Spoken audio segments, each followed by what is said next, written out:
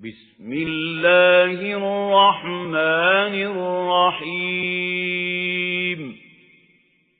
والضحى والليل إذا سجى ما ودعك ربك وما قلى وللآخرة خير لك من الأولى ولسوف يعطيك ربك فترضى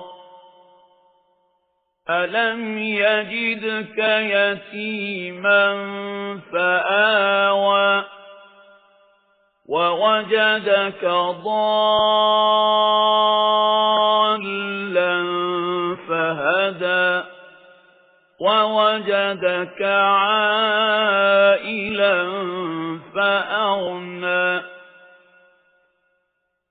فأما اليتيم فلا تقهر وأما السائل فلا تنهر وأما بنعمة ربك فحدث.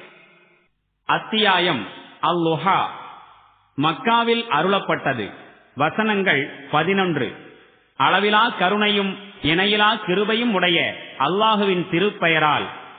ஒளிமிக்க பகலின் மீது சத்தியமாக, மேலும் இரவின் மீது சத்தியமாக, அது அமைதியாக வந்தடையும் போது.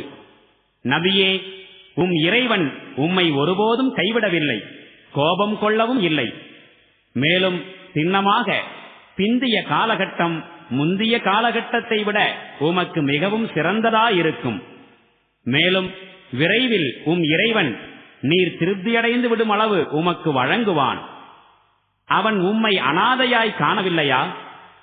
பிறகு புகலிடம் தந்தான் அல்லவா? மேலும் அவன் உம்மை வழியறியாதவராய் கண்டான், பிறகு நேர்வழி காண்பித்தான். மேலும் அவன் உம்மை ஏழையாய் கண்டான், பிறகு செல்வராய் ஆக்கினான்.